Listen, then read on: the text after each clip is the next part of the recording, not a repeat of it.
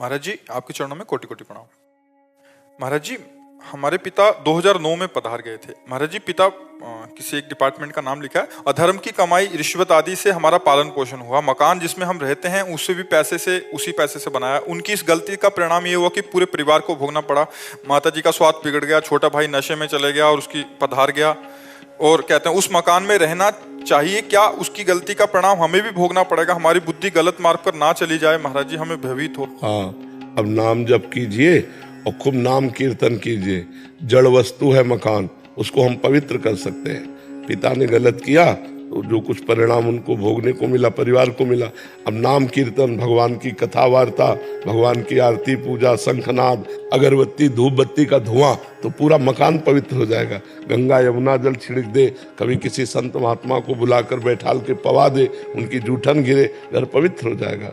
और आगे आपके द्वारा गलती नहीं होनी चाहिए। महाराज जी, आपके सत्संग और आपके मार्गदर्शन के द्वारा यही समझ में आया है कि अब जो हो गया उसको तो बदला नहीं जा सकता। हाँ। लेकिन हम अब अपने भोग के लिए ना उस पैसे को इस्तेमाल करें, ज्यादा से ज्यादा सेवा में उस पैसे को दें। हाँ। ज्यादा से ज्यादा दूसरों की मदद, चाहे वो पशु, जैसा आप बोलते हैं कि पशुओं की सेवा करिए, आप बीमारों को। बहुत सी ऐसी गौएं हैं, बछड़े हैं, सांड हैं जो भूखे प्यासे टहल रहे हैं, या बहुत सी ऐसी गौशालाएं हैं जिनको सुविधा नहीं पहुंच पाती है। अगर इस तरह का धन है तो ऐसे दे देना चाहिए जिससे गौ सेवा हो। वो जो हमने दूसरे का शोषण किया तो किसी का पोषण करेगा, तुम्हारे पिता को भी आनंद मिलेगा। जी हाँ, एक उनके प्रति भी लगता है कि उनका मंगल हो, वो जहाँ पे भी गए हैं। पर हमको ये बहुत अच्छा लगा कि आप जो सावधान हैं और आप अपनी बात बता दिए। ये हम समाज को बताना चाहते हैं कि यदि आप अधर्म से पैसा कमाओगे, घूस से कमाओगे, बेईमानी से कमाओगे, तो तुम्हें तो भोगना ही पड़ेगा, तुम्हारे परिवार को भोगना पड़ेगा।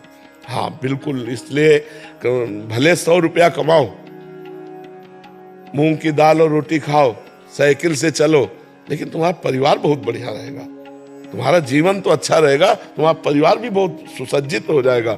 और अधर्म से कमाओगे तो देखो, बुरे कर्मों के द्वारा कमाया हुआ धन कभी सुख नहीं दे सकता, वो जलाएगा, पूरे जीवन जलाएगा तुम्हें। ये बाहरी जो बेईमानी का पैसा है, निर्दोष को आप दंड दे दिए और दोषी को बख्श दिए तो पैसा आके आपके आग नहीं लगाएगा। ये बहुत अधर्म जो है कभी बख्शता नहीं। इसलिए हमारी प्रार्थना है कि नमक रोटी भले खाओ, लेकिन धर्म पूर्वक कमाई का, अधर्म की रबड़ी मत खाओ, नहीं तो जीवन बर्बाद अपना भी करोगे, अपने बच्चों का, अपने परिवार का भी करोगे। महाराज जी, हम तो बस आपने निहाल कर दिया, मतलब आपने जो नाम दिया है, आपने जो धाम दिया है, नाम जप करो और जो अर्थ आपकी सेवा से ज्यादा है वो गौ सेवा में दे दो, अन्य सेवाओं में दे दो, और धर्म पूर्वक चलो।